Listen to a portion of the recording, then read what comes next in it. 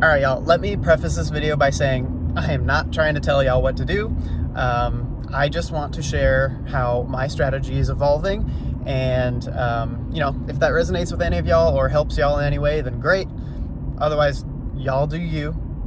And so with that being said, basically I'm shooting this ride-along video for this week, and I'm talking about how I'm really not worrying about how many miles I'm going to be driving, and I'm trying to be less picky, not trying to wait for the perfect order every time, because ultimately that usually ends with me just sitting in a parking lot for hours and making a lot less than what I could have for the sake of, oh, well, I don't want to put wear and tear on my car or pay so much for gas. Like, on one hand, that is true. You need to be mindful of that. Know your numbers, of course.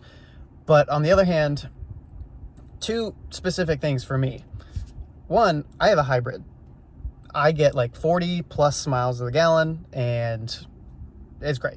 Like, my costs are a lot lower than probably your average dasher or whatever, driver, whatever you want to call yourself.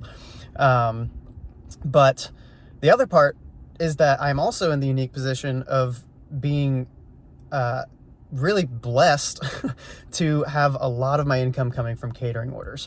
And over the past year, and really the past 6 to 8 months, when I have become elite tier on DeliverThat, my miles to money has gone way, way up.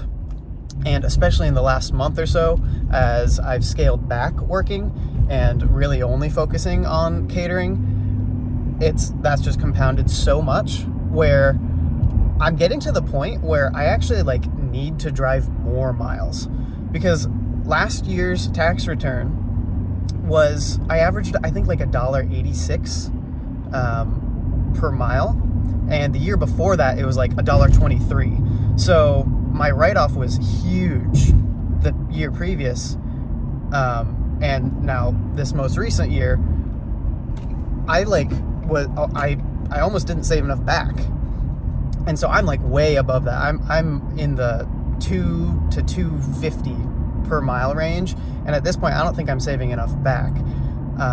So in order to protect that,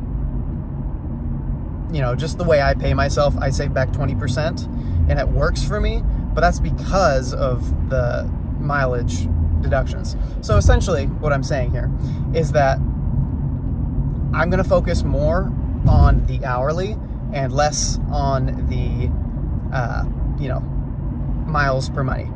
Of course, I'm not going to take trash. I'm not going to take upside down offers, but I am going to do my best to just keep the ball rolling no matter what. So that way my hourly can be as high as possible, especially with, if you haven't heard, I'm a dad now. Wanting to get back home as quick as possible and not worrying about the pennies or whatever, min-maxing, because I am a chronic min-maxer. And I just want to worry less about that, hit my dollar goal faster. And yeah, sure, we'll bump up the dollar goal just a little bit more to kind of compensate for the little bit more gas I'm using. But anyway, I think I said it in the video, or it's just, the strategy is work my butt off. It's not about, stringing things together in, of course I'm still doing all that, but it's just I'm taking away the mental energy and then just cruising. It's going to be a lot easier work experience for me.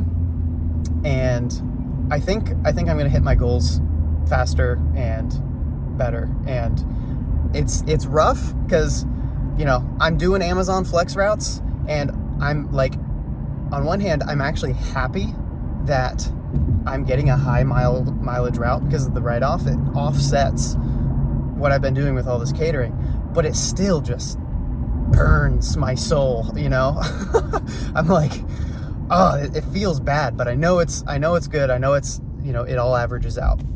And literally today, that same thing happened. I drove 67 miles for an $86 Amazon Flex route. Honestly, not too bad. I'd be happy with that on a normal day. But then I had a $95 catering, and I've driven, literally on my way home, I've driven 20 miles. So it all shakes out in the end. But with that being said, that is my unique situation. So I'm not telling y'all what to do. If you're literally only on DoorDash, you really got to watch it, because if you take enough dollar per mile orders, especially if you're running 20 miles a gallon on gas, like that's probably not going to work out for you long term. But what I'm trying to say is that you still need to multi-app, and you need to find higher earning things and then subsidize that with DoorDash. You do you.